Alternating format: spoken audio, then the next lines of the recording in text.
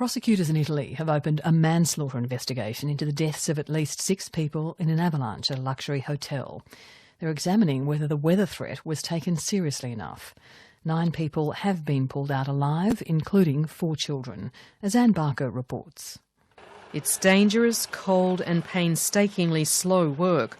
Rescuers in central Italy use long, thin poles to search for any sign of life in the deluge of snow that buried the Hotel Rigopiano. They have to be extra cautious in case air pockets below them collapse. The avalanche covered this area from one part of the forest to the other, said one rescue worker, and covered an area of about 500 metres. The snow came rushing down and completely covered the hotel, carrying it away. The area you see below us, where the spa area was, remained, but the part above it was moved 15 metres. We're working in the area that was completely swept away, so I'm standing exactly on top of the building. 23 people are still missing since an estimated 120,000 tonnes of snow came barrelling down the mountain on Wednesday at a speed of about 100 kilometres an hour. Rescuers last heard voices from the rubble on Friday. They're not giving up finding more survivors, but rain is now making the snow heavy and complicating their work. Under the rubble too, there's slow progress. All'interno ci si muove in spazi molto difficili. It's hard to move inside to go from one room to another, says one firefighter, Fabio German.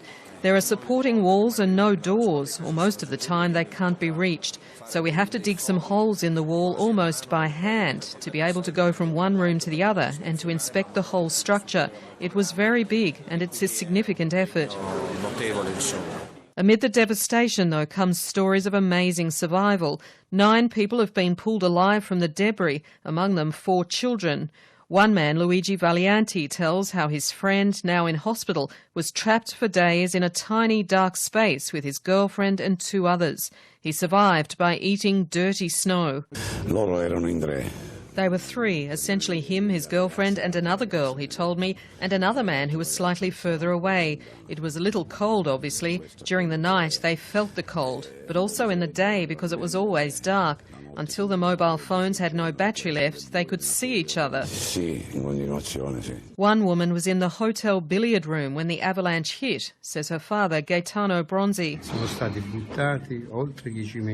When the avalanche struck, they were thrown 10 metres away from where they were, he said. Everybody was there between the billiard room, where there were children, them in front of the chimney, others inside the bar. Everybody was there. The young woman's boyfriend is still missing, and her father says she was only saved because of the armchair she was sitting in.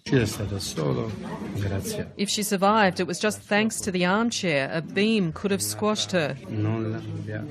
The seat back was a little higher than her, and it prevented her from being pushed down.